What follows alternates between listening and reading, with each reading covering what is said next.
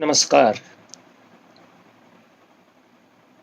वाल्मीकि रामायण, अध्यात्म रामायण और रामचरितमानस, इन तीन ग्रंथों में लक्ष्मण रेखा का प्रसंग और शबरी से राम की भेंट का प्रसंग जिस तरह निरूपित है, उस पर हमने बात की थी।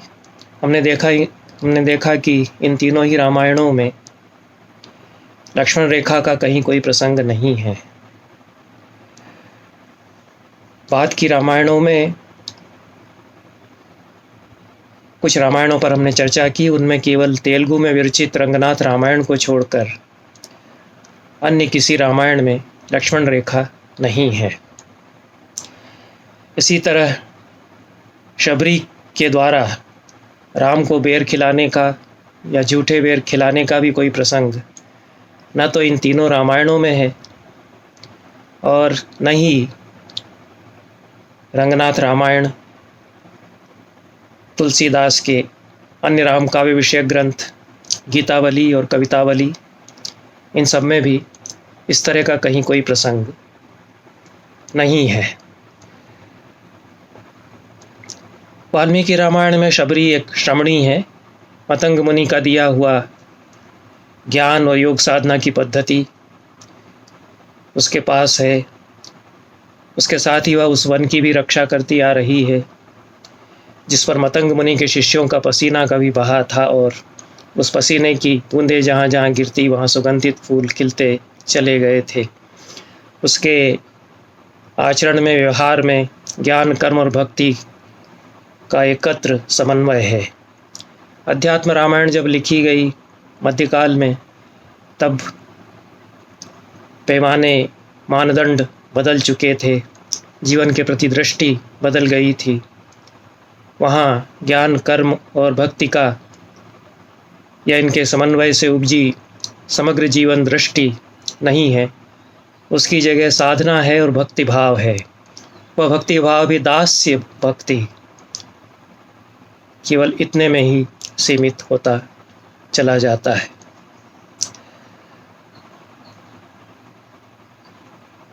भारतीय भाषाओं में और भी अनेक सुंदर काव्य लिखे गए। रामायण के अनेक रूप हैं और इस महादेश की महाचेतना अपनी सारी विविधता में, बहुलता में राम कथा के नाना रूपों में प्रकट हुई। आज हम 4 अन्य प्रमुख रामायणों में शबरी का प्रसंग जिस तरह से है उस पर बात विशेष रूप से करेंगे। रंगनाथ रामायण, कृत्तिवास रामायण, कंब रामायण और राधेश्याम रामायण। रंगनाथ रामायण 13वीं शताब्दी में गोनबुद्ध रेड्डी ने लिखी थी। इसका जो संस्करण मेरे पास है वह हिंदी अनुवाद में वह बिहार राष्ट्र भाषा परिषद से प्रकाशित हुआ। उसमें कबंध राम को मतंग मुनि की शिष्या कबरी से भेंट करने की सलाह देता है। राम और लक्ष्मण शबरी के आश्रम में पहुंचते हैं। शबरी राम को साष्टांग प्रणाम करती है, उनकी स्तुति करती है और आश्रम का महत्व बताकर राम को वह कंद मूल और फल अर्पित करती है। राम उसके द्वारा अर्पित फल ग्रहण करते हैं। फिर शबरी उन्हें ऋषिमुख पर्वत का रास्ता बताती हुई सुग्रीव से मिलने का परामर्श देती है। उसके बाद वह चिता पर अग्नि प्रज्वलित करके अपने देह का त्याग करती है और राम तथा लक्ष्मण ऋषिमुख पर्वत की ओर प्रस्थान करते हैं। इसमें बेर खिलाने का या झूठे बेर खिलाने का कहीं कोई उल्लेख नहीं है। बंगला भाषा में कृत्तिवास रामायण एक सुंदर मनोहर काव्य है। इसमें भी कबंध अपने वास्तविक रूप में जब प्रकट हो जाता है, गंधर्व रूप में, और वह राम को सुग्रीव के निवास का पता बताता है। इसके बाद राम और लक्ष्मण शबरी के आश्रम में रुकते हैं। शबरी का प्रसंग इस रामायण में अत्यंत संक्षेप में है। शबरी राम को अपने जीवन का वृत्तांत बताती है और उसके पश्चात चिता बनाकर उसकी अग्नि में अपने प्राण त्याग देती है। सुग्रीव की भी कोई चर्चा शबरी नहीं करती। शबरी के द्वारा राम को किसी भी प्रकार के फल आदि अर्पित करने का भी कोई प्रसंग इस रामायण में नहीं है। कंब रामायण का भी जो तमिल भाषा का अत्यंत ही श्रेष्ठ काव्य है,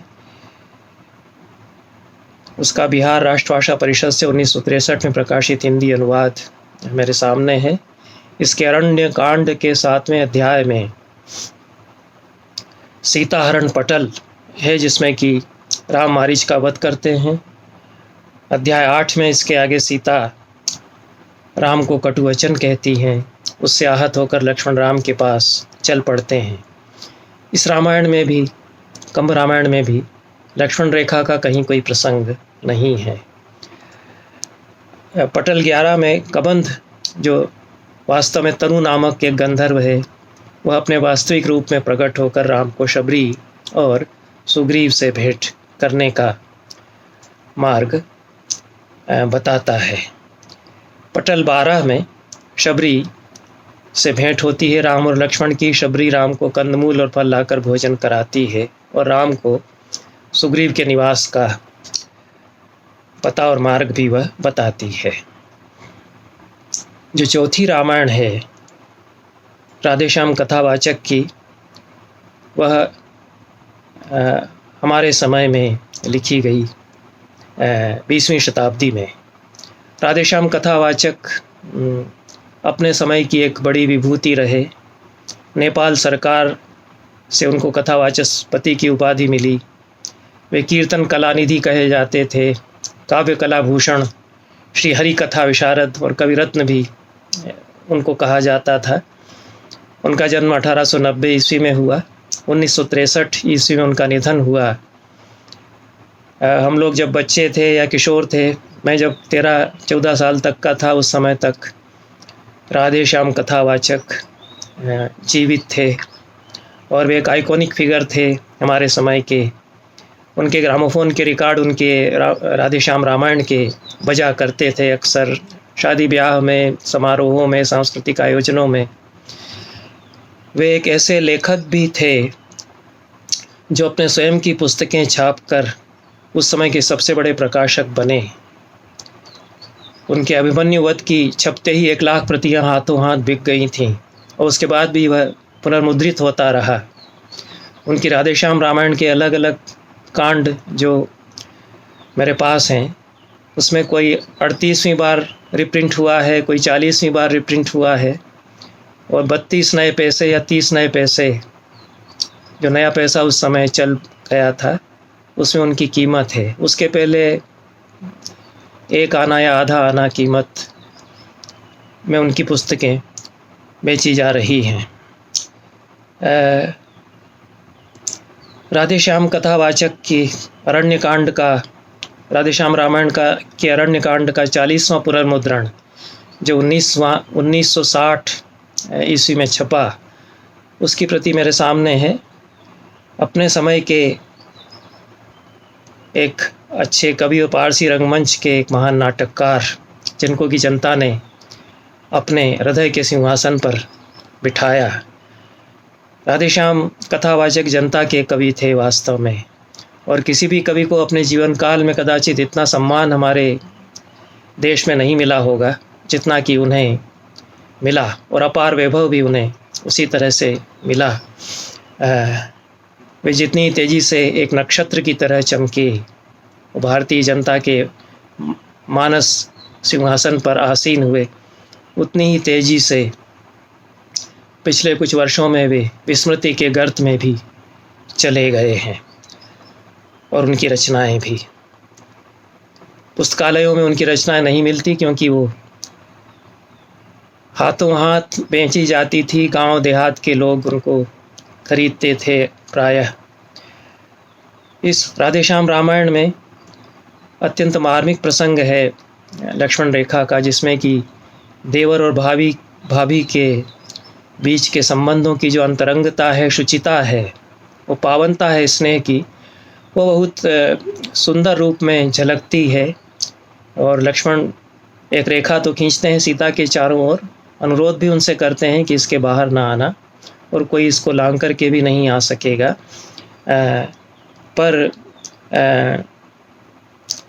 उसमें एक प्रेम का, स्नेह से भरा हुआ अनुरोध है बजाय चेतावनी के। इसके बाद अरण्यकांड में ही राधेश्याम रामायण में कबंध का प्रसंग कहीं भी नहीं है। जटायु से कारुणिक भेंट का प्रसंग है, कारुणिक भेंट का प्रसंग है।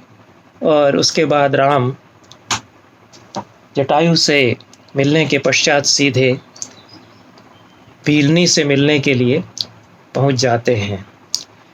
शबरी शब्द का प्रयोग राधेश्याम कथावाचक ने कम किया, उन्होंने इस महिला को भीलनी कहा है। वैसे भी जैसा मैं समझता हूँ कि शबरी इस महिला का नाम नहीं है, शबर जातिवाचक संज्ञा है। शबर जाति में होने के कारण शबरी कहा गया। राधेश्याम कथावाचक ने इस प्रसंग में 2 स्थानों पर शबरी भी उसको कहा है, लेकिन भीलनी वे उसको बार बार कहते हैं।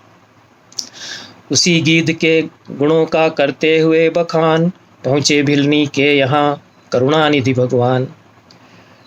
राधेश्याम कथावाचक ने भीलनी शब्द का प्रयोग इसलिए कहा कि वे इस महिला को एक अलग पहचान देना चाहते थे। भील जाति उनके समय में थी, शबर शायद उस समय तक हमारे समाज में खप चुके थे, उनकी पहचान लुप्त हो चुकी थी। लेकिन भील थे, राजस्थान में भील थे, गुजरात में भील थे, मध्य प्रदेश में भील थे, जो राधेश्याम कथावाचक की कर्मभूमि रही। बरेली शहर, मुरादाबाद और मेरठ और दिल्ली के आसपास के ग्रामांचल, वनग्राम, उनमें भील थे। तो उन्होंने इस महिला को भील जाति से जोड़ा और प्रेम की, स्नेह की, भक्ति की जो अगाधता और अनन्यता है, उसके केंद्र में रख कर के भीलनी को, शबरी को उन्होंने स्थापित किया। भीलनी इस तरह मिली इनसे जिस तरह धर्म परमात्मा से, या यूँ कहिए इस तरह मिली जीवात्मा ज्यों परमात्मा से। ये भीलनी सुंदर पत्तों का आसन बनाकर प्रभु को उस पर बिठाती है, अपने आराध्य को, और सुंदर पत्तों के आसन पर अपने प्रभु को बैठाती है। मेहमानी के कुछ बेरों को डलिया में भर कर लाती है। इसके बाद राधेश्याम कहते हैं कि वे फल शबरी के झूठे थे, यह लिखा सूर सागर में है। हम भी कहते हैं जो कुछ है सब प्रेम और आदर में है। राधेश्याम कथावाचक जानते हैं कि और किसी रामायण में शबरी के द्वारा झूठे बेर खिलाने का प्रसंग ही नहीं है। किसी लोक में प्रचलित आख्यान से उन्होंने लिया है और उसके प्रमाण के लिए वो कहते हैं कि सूर सागर में यह प्रसंग आया है। सूर ने किसी पद में लिखा है कि विदुर के घर का साग जिस प्रभु ने खाया, दुर्योधन की रसोई छोड़ करके, और जिन्होंने शबरी के झूठे बेर खाए, अपने आराध्य के बारे में वो कहते हैं। तो कहीं विवाद न हो कि ऐसा कहाँ है, इसलिए अपने टेक्स्ट के बीच में ही, अलग से फुटनोट में नहीं बल्कि उस कविता में ही वे कह देते हैं कि यह प्रसंग सूरसागर में है। और फिर राम जिस तरह से खाते हैं उसका बहुत हृदयहारी वर्णन है, भक्ति भाव की तन्मयता के साथ में। प्रेमिनी का सच्चा प्रेम देख राघव जी हाथ बढ़ाते हैं, झूठे बेरों को बेर बेर खुश होकर भोग लगाते हैं। ला बेर बेर क्यों बेर करे, यह बेर सुधा से बढ़कर हैं। ये बेर शब्द में यमक बनाते हुए 3 अर्थों में उसका प्रयोग करते हुए राधेश्याम कथावाचक राम के मुंह से कहलाते हैं कि क्यों बेर कर रही है, क्यों देर लगा रही है, बेर बेर या बार बार मेरे लिए बेर लेकर के आ, ये तो अमृत से भी बढ़ कर के हैं। इस तरह से मक्खन मिश्री से भी अच्छे ताकतवर मधुर मनोहर हैं। उर्दू और फारसी की भाषा, जनता की भाषा, जो उस समय की भाषा थी और जो भारत की भाषा बन रही थी उस समय, इसमें काव्य लिखा गया। जब हमें भाषा की शुचिता का बोध आ गया तब यह काव्य भी धीरे धीरे दूर इसको हम करते गए। हम एक संस्कृतनिष्ठ भाषा का आग्रह करते गए आगे चल कर के शायद। लेकिन उत्तर भारत में काव्य क्यों इतना लोकप्रिय हुआ, यह इसकी जो गांव देहात की, अंचलों की और जो जनता की भाषा थी उसमें लिखा गया। और मक्खन मिश्री से भी अच्छे यह बेर हैं, ऐसा राम इसमें कहते हैं। उसके बाद एक गाना इसमें शुरू हो जाता है जो कथावाचन के फॉर्म की, उसकी विधा की एक प्रणाली थी कि हारमोनियम पर तबले के साथ में फिर बीच बीच में गाना आता है।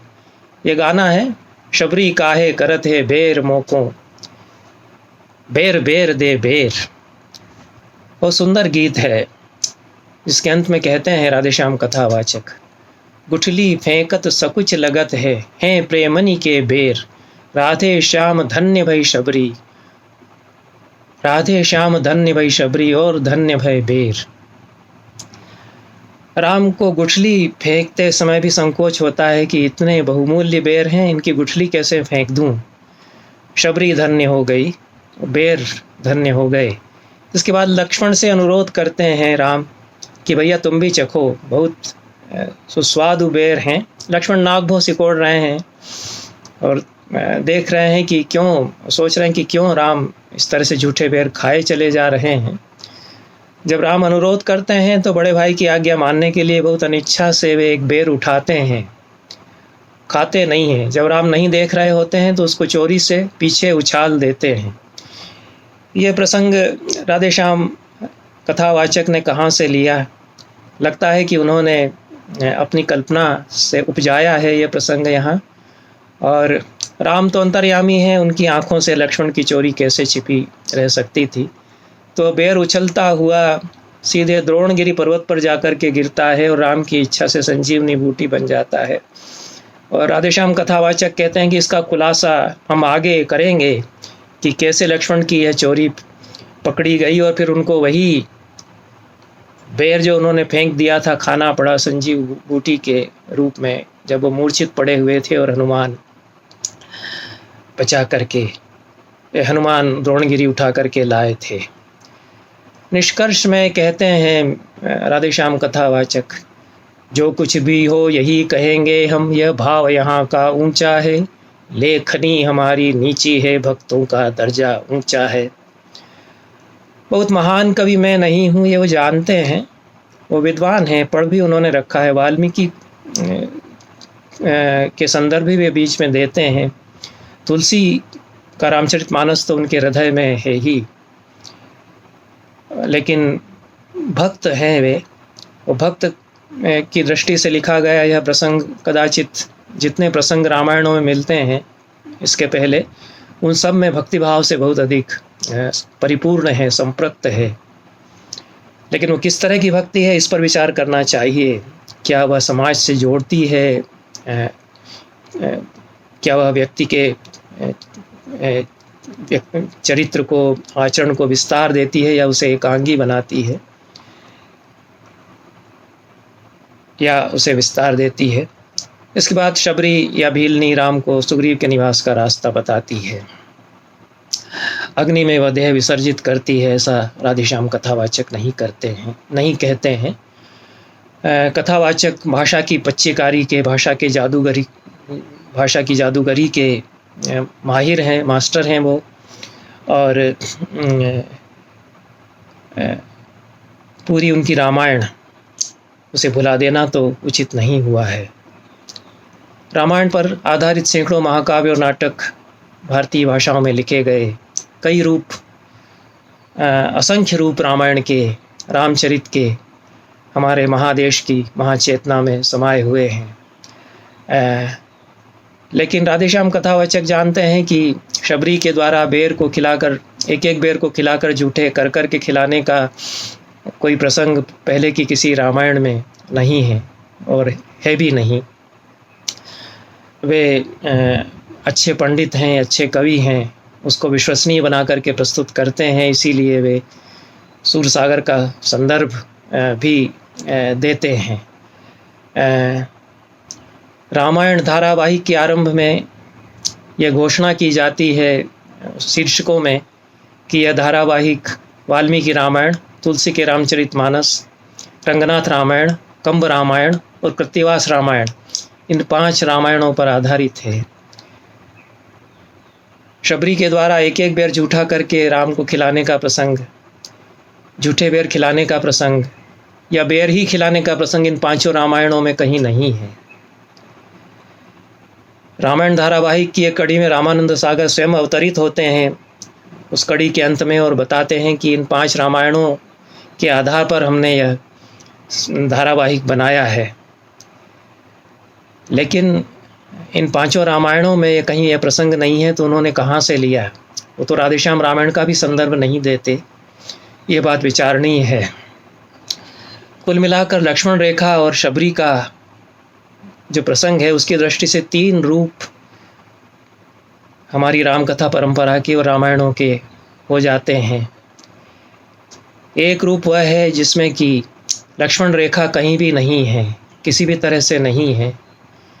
यह मूल रूप है जो वाल्मीकि की रामायण का है, और प्रायः अन्य सभी रामायणों में यह रूप है। एक दूसरा रूप है जिसमें कि लक्ष्मण रेखा है, लेकिन वह बाहर के आदमी को भीतर आने से रोकने के लिए एक टोटका है। एक तीसरा रूप फिर है जिसमें कि वह स्त्री को बाहर जाने से रोकने के लिए एक मर्यादा की रेखा है, उसकी शुचिता की भावना से खींची गई एक रेखा है, पुरुष के द्वारा उसकी रक्षा करने के भाव से खींची गई एक रेखा है। यह तीसरा रूप है। शबरी के प्रसंग की दृष्टि से भी 3 रूप इन रामायणों के हमारे सामने आते हैं। राम कथा के भी 3 रूप हमारे सामने आते हैं। एक में ज्ञान, कर्म और भक्ति का एक समन्वित रूप है, जो इंटीग्रेटेड समग्र दृष्टि हो सकती है जीवन के प्रति। उसके साथ शबरी आती है, समाज के लिए चिंता रखती है, निसर्ग के लिए एक अनन्य भाव उसके भीतर, एकाकार होने का भाव प्रकृति से उसके भीतर है। वन की रक्षा वह जिस तरह से करती आ रही है, उसका निरूपण इसमें है।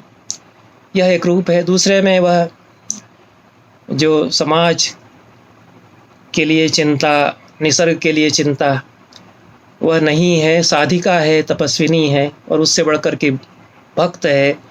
भक्त भी ऐसी भक्त है जो कि दासानुदास, उस 100 दासों की भी दास अपने आप को, राम के दासों की वह कहती है। यह अध्यात्म रामायण में दूसरा रूप आता है। इसी का विकास तुलसी के रामचरितमानस में हम देखते हैं। हमें यह तय करना है कि राम कथा की कौन सी पहचान अब हमारे लिए ग्राह्य और मननीय और चिंतनीय होगी, जो समाज को नई पहचान दे सके, आगे बढ़ने के लिए दिशा दे सके।